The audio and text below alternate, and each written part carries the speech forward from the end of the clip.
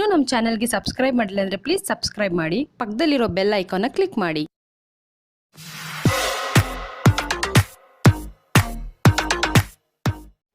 Hey fam, welcome to my channel.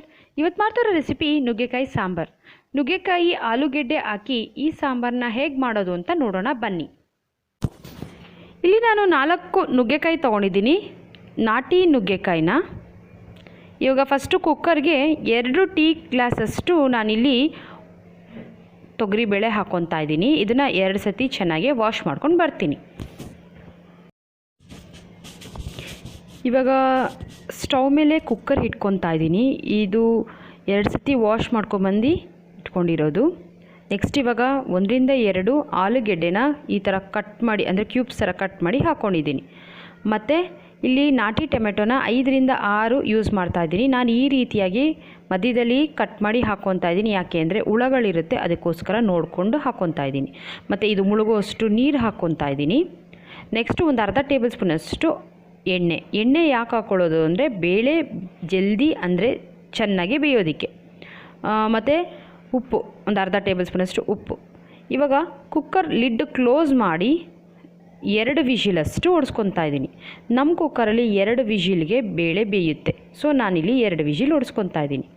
ಇದು whistle ಹೊಡೆದಾದ್ಮೇಲೆ ಕಂಪ್ಲೀಟಾಗಿ cool ಆದಮೇಲೆ ಲಿಡ್ ಓಪನ್ ಮಾಡಬೇಕು.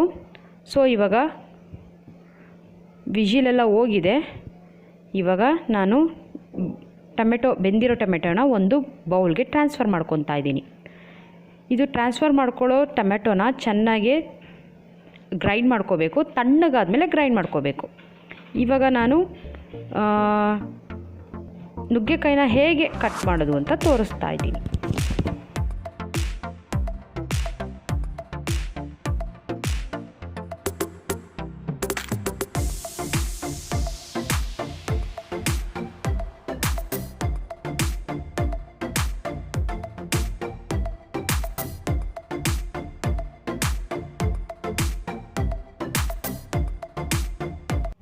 ಸ್ಟವ್ ಮೇಲೆ ಇವಾಗ ನಾವು ಸಾರು ಮಾಡ್ಕೊಳ್ಳೋಕ್ಕೆ ಒಂದು ಪಾತ್ರೆ ಇಟ್ಕೊಳ್ಳೋಣ. ಪಾತ್ರೆಗೆ 2 ರಿಂದ 3 ಟೇಬಲ್ ಸ್ಪೂನಷ್ಟು ಎಣ್ಣೆ ಬಿಸಿ ಆದಮೇಲೆ 1 ಟೇಬಲ್ ಸ್ಪೂನಷ್ಟು ಸಾಸಿವೆ ಸಿಡಿದ ಮೇಲೆ ನಾನಿಲ್ಲಿ ಒಂದು ದೊಡ್ಡ ಗಾತ್ರದ ಈರುಳ್ಳಿನ ಸ್ಲೈಸಾಗಿ ಕಟ್ ಮಾಡ್ಕೊಂಡಿದ್ದೀನಿ. ಮತ್ತು ಒಂದು 3 ಬ್ಯಾಡಗೆ ಮೆಣಸಿನ್ಕಾಯಿ ಮತ್ತು ಒಂದು 4 ರಿಂದ 5 ಒಣಮೆಣಸಿನ್ಕಾಯಿ. ಇದನ್ನು ಚೆನ್ನಾಗಿ ಲೈಟಾಗಿ ಗೋಲ್ಡನ್ ಬ್ರೌನ್ ಬರೋವರೆಗೂ ಫ್ರೈ ಮಾಡ್ಕೋಬೇಕು. ಮೀಡಿಯಮ್ ಉರಿಯಲ್ಲೇ ಇದನ್ನು ಫ್ರೈ ಮಾಡ್ಕೋಬೇಕು. ನೋಡಿ, ಇವಾಗ ಇದು ಆಗಿದೆ. ನೆಕ್ಸ್ಟ್ ನಾನು ಹಾಕ್ಕೊಳ್ತಾ ಇರೋದು ಕಟ್ ಮಾಡ್ಕೊಂಡಿರೋ ನುಗ್ಗೆಕಾಯಿನ. ಇದನ್ನು ಒಂದು 2 ರಿಂದ 5 ನಿಮಿಷದವರೆಗೂ ಚೆನ್ನಾಗಿ ಎಣ್ಣೆಯಲ್ಲೇ ಫ್ರೈ ಮಾಡ್ಕೋಬೇಕು, ಮೀಡಿಯಮ್ ಉರಿಯಲ್ಲಿ. ನಾವು ಇದನ್ನು ಎಷ್ಟು ಫ್ರೈ ಮಾಡ್ತೀವೋ ಅಷ್ಟು ಚೆನ್ನಾಗಿರುತ್ತೆ ಸಾಂಬಾರ್. ಸೊ ನಾನು ಇವಾಗ ಇದನ್ನು ಫ್ರೈ ಮಾಡ್ಕೊತೀನಿ. ಇವಾಗ ಒಂದು 5 ನಿಮಿಷ ಆದಮೇಲೆ ಗ್ರೈಂಡ್ ಮಾಡ್ಕೊಂಡಿರ್ತೀವಲ್ಲ ಟೊಮೆಟೊನ, ಅದನ್ನು ಹಾಕ್ಕೊತಾ ಇದ್ದೀನಿ. ಟೊಮೆಟೊನ ಹಾಕ್ಕೊಂಡ್ಮೇಲೆ ಒಂದೇ ಒಂದು ನಿಮಿಷ ಇದನ್ನು ಮಿಕ್ಸ್ ಮಾಡ್ಕೋಬೇಕು ಚೆನ್ನಾಗಿ. ಇವಾಗ ಸಾಂಬಾರು ಪುಡಿ ಹಾಕ್ಕೊಳ್ಳೋಣ. ನಾನಿಲ್ಲಿ ನಮ್ಮ ಮನೇಲಿ 2.5 ಸ್ಪೂನಷ್ಟು ಯೂಸ್ ಮಾಡ್ಕೊತೀನಿ ಸಾಂಬಾರು ಪುಡಿನ. ನಿಮ್ಮ ಮನೆಗೆ ಖಾರಕ್ಕೆ ಎಷ್ಟು ಬೇಕೋ ಅಷ್ಟು ಹಾಕ್ಕೊಬೋದು. ಇದನ್ನು ಲೋ ಫ್ಲೇಮಲ್ಲೇ ಮಿಕ್ಸ್ ಮಾಡ್ಕೋಬೇಕು, ಇಲ್ಲಾಂದರೆ ಸೀದೋಗೋ ಚಾನ್ಸಸ್ ಇರುತ್ತೆ. 1 ಮಿನಿಟಷ್ಟು ಇದನ್ನು ಮಿಕ್ಸ್ ಮಾಡ್ಕೋಬೇಕು. ಇವಾಗ ನಾನು ಬೇಳೆ ಬೇಯಿಸ್ಕೊಂಡಿರ್ತೀನಲ್ಲ, ಅದನ್ನು ಹಾಕ್ಕೊತಾ ಇದ್ದೀನಿ. ಅಕಸ್ಮಾತ್ ಬೇಳೆ ಸರಿಯಾಗಿ ಬೆಂದಿಲ್ಲ ಅಂದರೆ ಚೆನ್ನಾಗಿ ಸ್ಮ್ಯಾಶ್ ಮಾಡಿಕೊಂಡು ಹಾಕ್ಕೊಳ್ಳಿ.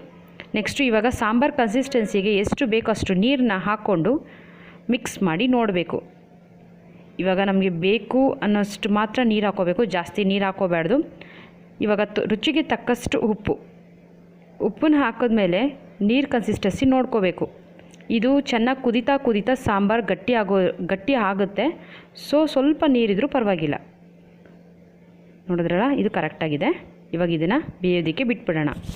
ಸ್ವಲ್ಪ ಹುಣಸೆಹಣ್ಣು, ಅಂದರೆ ಒಂದು ಅರ್ಧ ನಿಂಬೆಹಣ್ಣು ಆಗೋಷ್ಟು ಹುಣಸೆಹಣ್ಣ ನೆನೆಸ್ಕೊತಾ ಇದ್ದೀನಿ. ಇಲ್ಲಿ ನಾನು ಸ್ವಲ್ಪ ನೀರು ಮತ್ತು ಬಿಸಿ ಸಾರನ್ನ ಹಾಕ್ಕೊಂಡು ಜಲ್ದಿ ನೆನೆಯೋದಕ್ಕೆ ಈ ರೀತಿಯಾಗಿ ಮಾಡ್ಕೊಂಡಿದ್ದೀನಿ.